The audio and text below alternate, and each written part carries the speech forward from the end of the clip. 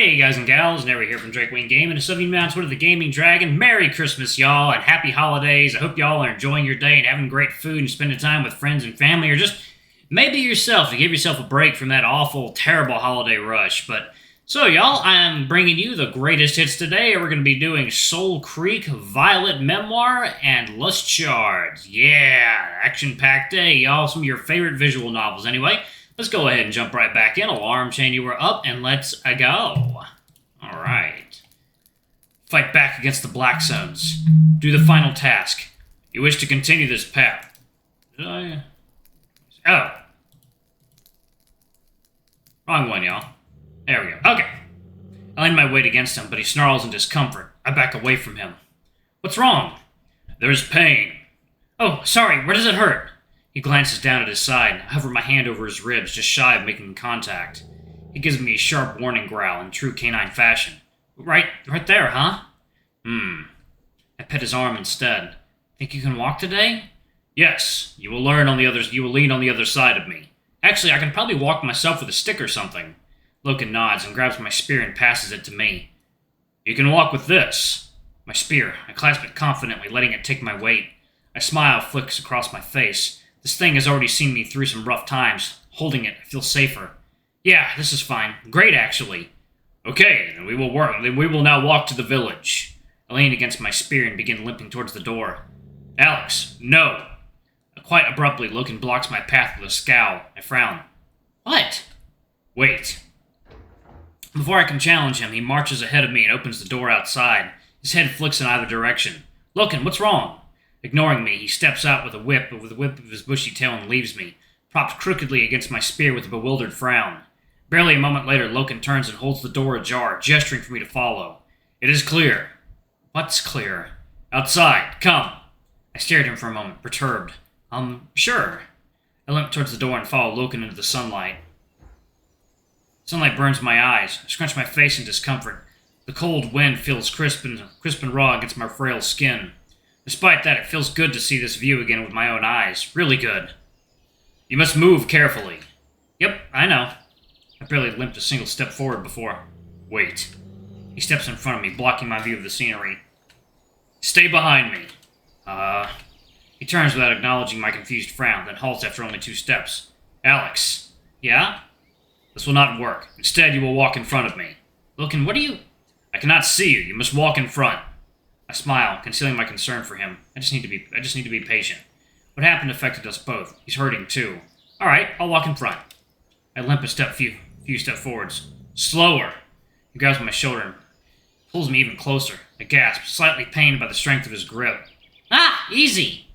You must remain closer to me. He pulls me into him, grinding his entire massive form into my back. There you go.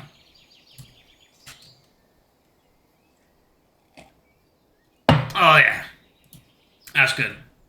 That's a bit too close. We're just gonna trip each other up. Then I will carry you. Hold on to my...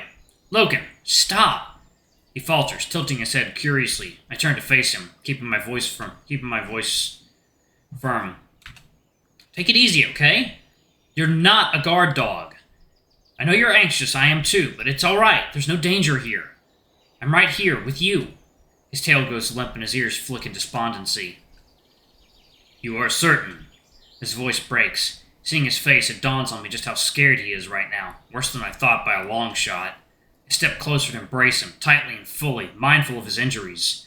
All I can do is give him what he needs. Assurance, patience, and compassion. And trust. Lots and lots of trust. Thank you. For caring. His arms curl around me and he tightens his grasp. It's a little too tight, but I endure it. Alex, you have become important to me. I roll my forehead along his chest fur, then look up. Hey, it's all right. I reach up, caressing his face, weaving his face fur between my fingers. You were not okay. I waited for you to get better. You were not okay. I waited for you to get better. You said you would leave at the plane. I am knowing now this was not you, but I'm still hearing those words in my head. God, I'm so sorry, Loken. I let that monster in. I thought I could just march in there and make the Black Zones answer for everything. I deserve what happened, but you didn't. You did nothing wrong. This is on me. You're a good hound, and I'm staying right at your side. He scrunches up his muzzle and tries to hold back more tears. You do not like when I am acting this way. I'm sorry. You don't be sorry. It's okay. What do you mean acting this way? Guard dog. Ugh, poor guy. I pull his huge paw up, gripping it tightly. No, forget what I said. This thing that happened. It freaked me out too. I feel weak, like I'll break I'll break if I fall over. I can't trust my own mind, but I trust you. Okay? Maybe I need a bit of a guard dog right now. I need you. He falters, clearly doubtful. You are meaning this. I mean it. I really do.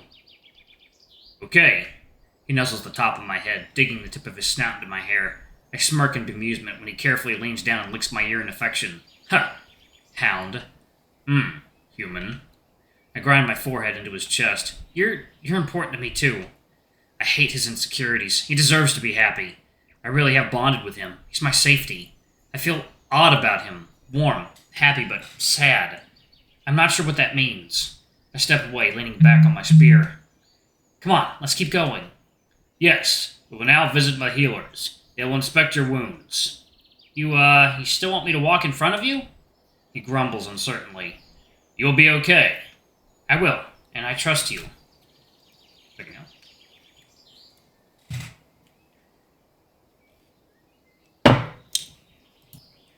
Alright. I am also trusting you. Alex, we will walk to the village side by side as we always do. You sure? I am sure of this. I stroke his arm with a smile, then limp at his side towards the village. I'm nervous about seeing the Draconi again. The Blackstones have left me humbled and humiliated. I feel like a newborn babe, weak and premature, with my raw flesh stripped to ribbons and exposed to the cold. Yearning for a distraction, I glance at Loken and fumble clumsily for something to talk about with him. So, his ears flick. I falter. Come on, I'm good at small talk. Nice weather. Weather? Yeah, the weather. I point upwards. Loken looks confused. This is important? No, it's just nice. His frown deepens. I just mean it's pretty, like pretty weather. Okay. I bet it's beautiful when it snows. Do you know when it might snow next? No. Yep, truly a master of small talk. So how about my training? What's the next step there? That seems to get his attention. His muzzle dips in thought.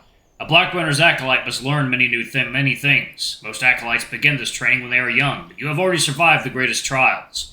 You are possessing knowledge no others do. You have skills defending yourself. Without Bite nothing. He's doing a lot of the work. Alex, tell me if you are thinking that Nitro is also a cheat. Why would I think that? Nitro has great wit. It gives him insight where others have none.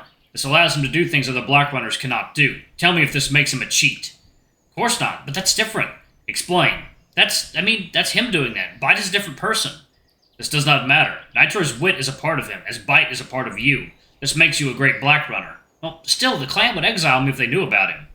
They were also doing this to Nitro. Oh, right, I forgot. Many Blackrunners are strange. They have unusual talents. The clans do not need to question these talents. That is only Blackrunner business. I grin. I never meddle in Blackrunner's affairs. Just something Taki told me. So what you're saying is, I don't need any more training. Perhaps. I am thinking that you have proven yourself. You have survived the trials of Devil's Crag. This means you are ready to walk your own path. However. What? There will be more visits to the Black Zone. You must be wise to survive them. Wisdom isn't my greatest asset. There have been mistakes. But you have learned from these. This will make you wise. Loken hums thoughtfully for a moment. Alex, you must complete 2 tasks. This will complete your training. That's it? That is it. Must be the quickest a Blackrunner has ever trained.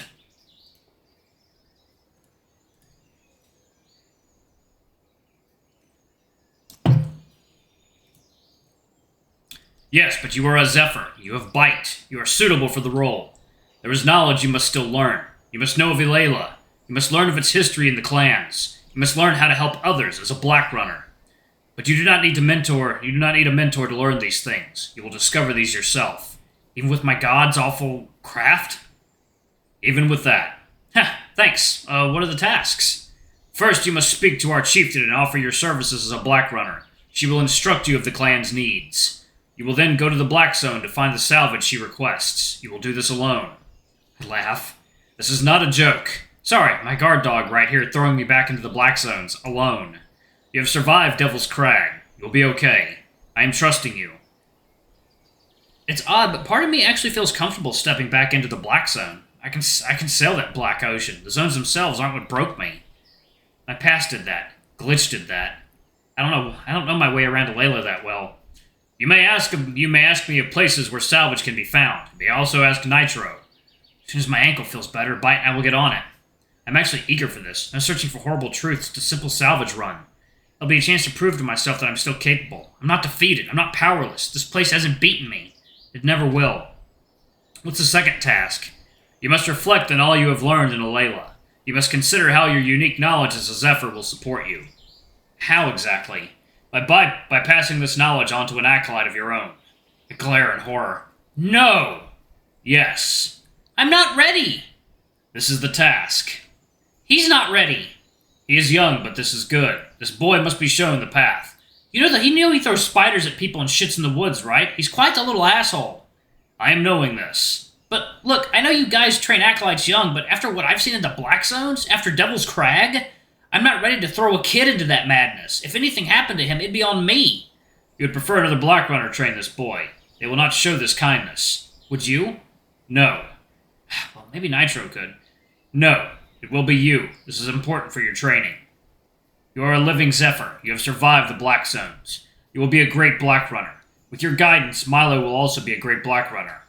Aside from anything else, Mylo is desperate for this. If I don't guide him, he'll just be drawn to the Black Zones of his own accord.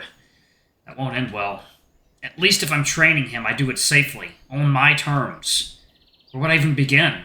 You will consider the skills Mylo will need to walk this path. You must then provide these skills. He must learn of the four. I could refuse, but do I really want to? I feel an odd kinship to Mylo. I don't want to let him down. I'll speak with him today, see what he thinks. You must speak of our chief first. Speak to our chief first. A Blackrunner must ask permission of the clan's leaders before taking one of their own as an acolyte. Okay, y'all, water time.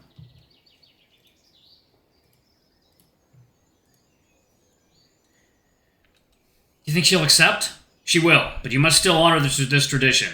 I'm silently dreading the moment Mylo's childlike wonder of the Black Zones gets twisted like a knife to the soul when he sees how terrible they really are. So it's official. We're adopting the shitling. Time for Nanny Bot to kick some serious ass. He's not so bad, he just needs a lot of guidance. From us, brilliant. It's the blind leading the blind. Tell that to Nitro. I just need to think of what to teach him. You are a Zephyr.